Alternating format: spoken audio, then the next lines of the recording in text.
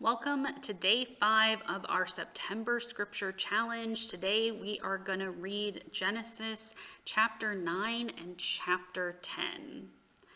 Our questions for reflection that you can answer in the comments are: what is a word or phrase that stands out to you?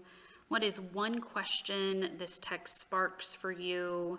And what is God speaking through this text today? Here is our reading. God blessed Noah and his sons and said to them, "Be fruitful and multiply and fill the earth. The fear and dread of you shall rest on every animal of the earth and on every bird of the air and on everything that creeps on the ground and on all the fish of the sea. Into your hand they are delivered. Every moving thing that lives shall be food for you, and just as I gave you the green plants, I give you everything. Only you shall not eat flesh with its life, that is, its blood. For your own lifeblood I will surely require a reckoning. From every animal I will require it, and from human beings, each one for the blood of another, I will require a reckoning for human life. Whoever sheds the blood of a human, by a person shall that person's blood be shed. For in his own image God made humankind. And you, be fruitful and multiply, abound on the earth and multiply in it."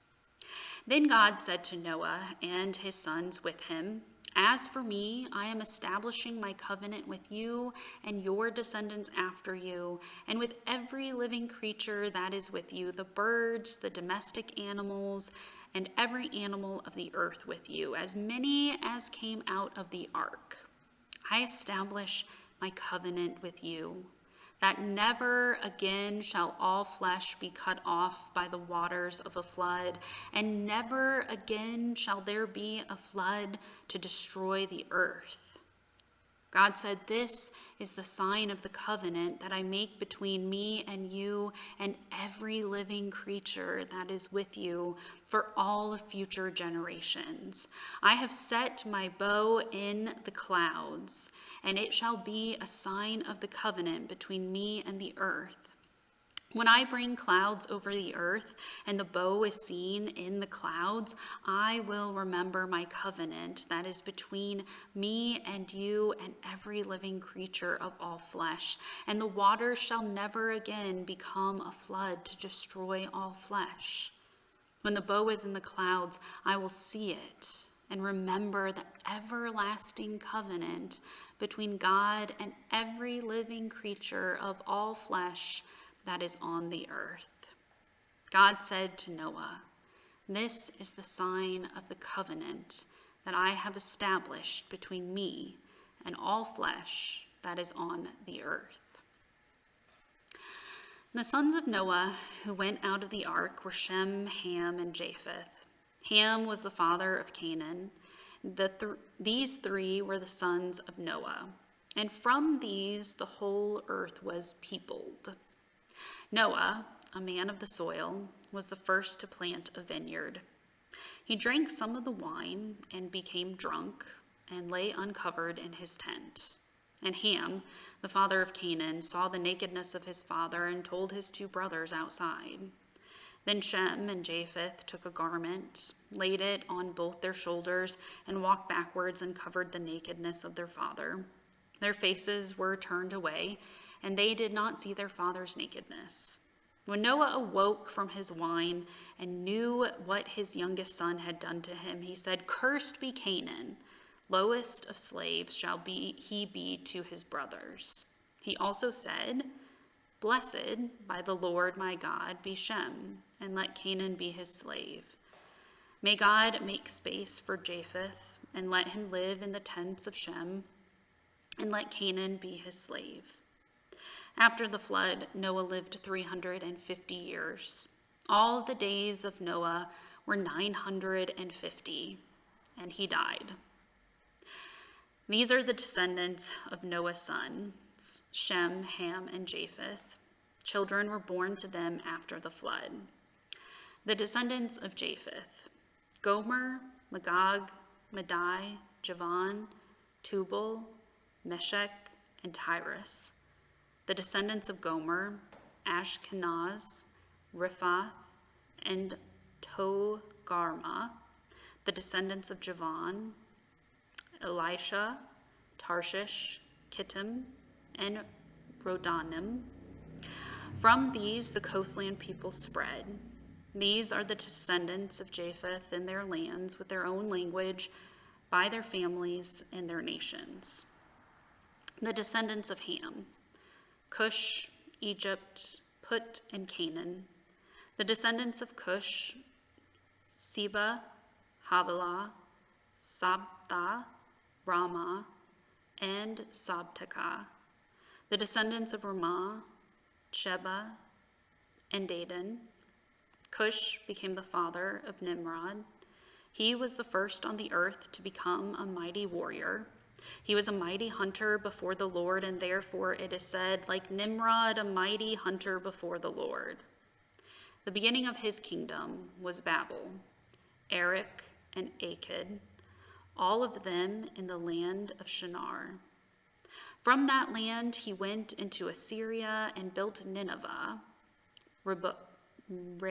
Rehoboth-ir, Calah, and Resen, between Nineveh and Calah. That is the great city. Egypt became the father of Ludim, Anamin, Lehabim, Naphthuhim, Pathrusim, Kasluhim, and Kaphtorim, from which the Philistines come. Canaan became the father of Sidon, his firstborn, and Heth, and the Jebusites, and the Amorites, and the Girgashites, and Hivites, and the Archites, the Sinites, the Arvadites, the Zemarites, and the Hamathites.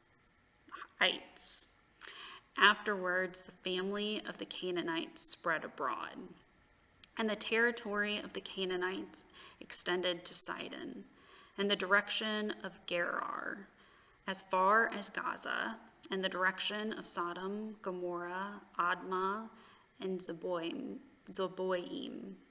as far as Lasha. These are the descendants of Ham by their families, their languages, their lands, and their nations. To Shem also, the father of all children of Eber, the elder brother of Japheth's children were born. The descendants of Shem, Elam, Asher, Arpachshad, Lud, and Aram.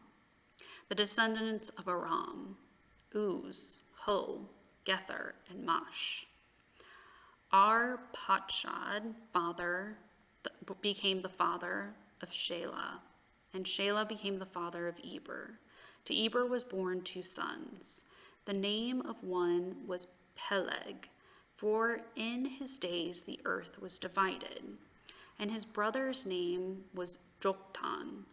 Joktan became the father of Almodad, Sheleth, Hazar, Maveth, Jerah, Hadaram, Uzal, Diklah, Obal, Abimael, Sheba, Ophir, Havilah, and Jobab. All these were descendants of Joktan.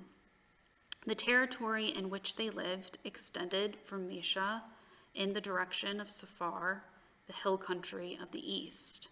These are the descendants of Shem, by their families, their languages, their lands, and their nations.